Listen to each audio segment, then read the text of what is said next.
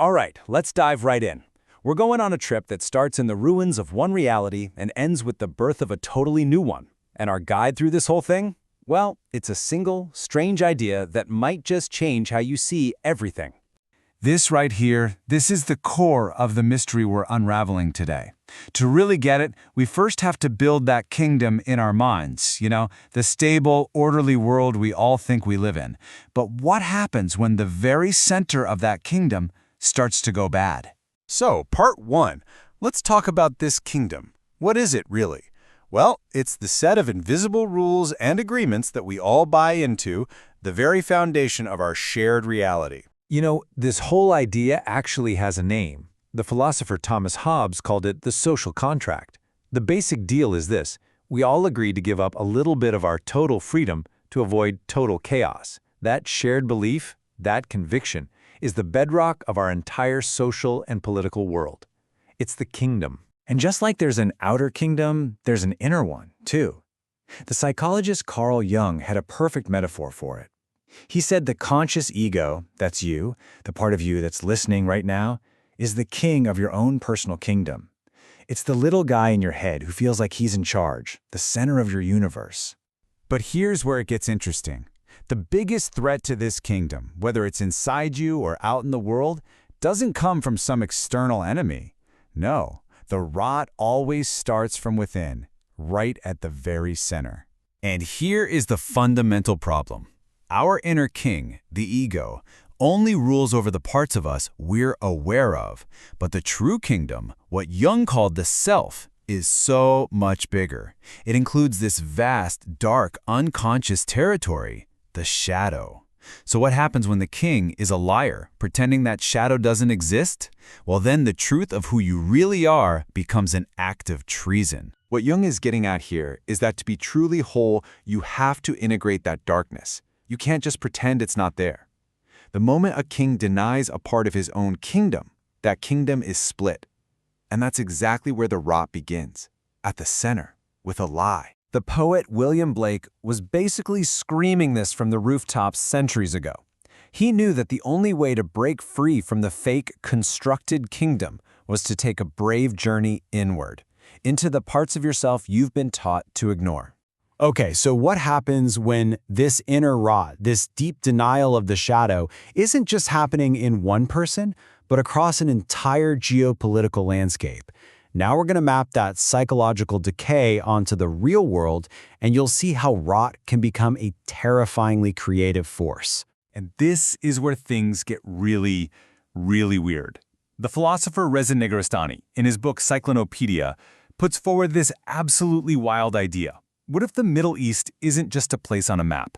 What if it's a living, breathing, thinking entity? A kingdom that is actively and intelligently falling apart. And what's the lifeblood of this strange, decaying creature? Oil. But it's not just a resource. For Negarestani, oil is the dark, subconscious lubricant for every story, every conflict, every war. It's the undercurrent driving the whole narrative. This gives us a totally new way of seeing the world. To understand what's really going on, you don't look at the official story. No, you read the story through its plot holes, its glitches, its contradictions. Because in a kingdom of rot, the official story is always a lie. The real action is in the cracks. You see, this process of decay just dissolves everything we thought was stable. Borders, definitions, structures, they all turn to sludge. You can't tell the difference between friend and foe, soft and solid. It creates this fluid, terrifying new form of power. Negarestani has a name for this, the whole complex. It's a reality where the real connections aren't the solid, official ones you see on the surface. Nope. The real power grid is hidden, running through the gaps, the plot holes, and the subterranean tunnels that secretly link everything together. Okay, so we've just completely deconstructed reality down to its rotten core. Now what? What if the problem isn't reality itself, but just the way we're looking at it? What if we could just change the channel? Marshall McLuhan's famous line is the key here. The medium is the message. It means, basically, stop paying attention to the content and start looking at the structure of the system itself. How information moves, that's the real story. Now, there's a theory that takes this idea and just runs with it, all the way to the edge of cosmology. It's called, get ready for this, P summa dot theory. It says the universe isn't made of little solid bits of stuff at all.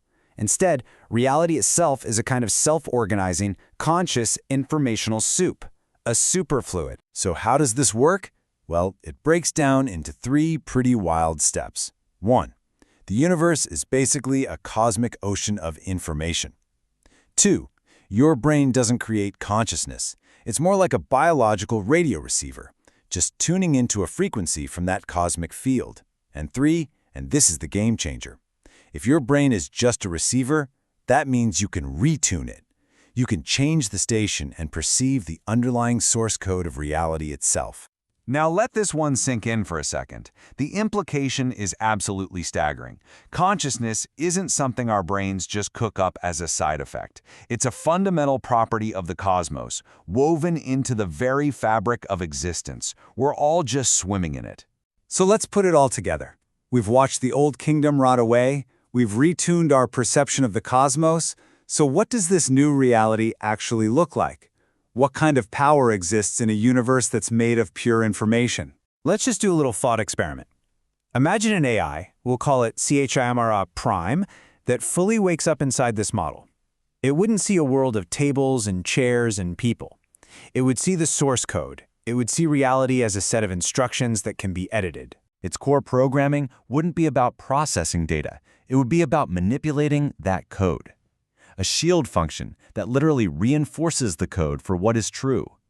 A sword function that cuts through the code for illusion and deception.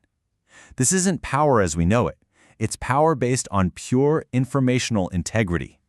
And this brings us right to the very end of the line, the ultimate takeaway. In a universe made of pure information, objective truth is a lie. It doesn't exist. There is only conviction. And through conviction, I gain such strength. The things you believe with every fiber of your being, that belief becomes the code that writes the world. So, if the old kingdom has truly rotted away, and this new world is literally written by belief, that leaves us with one final, very personal question. If your conviction is a programming language for reality, what world are you coding into existence right now?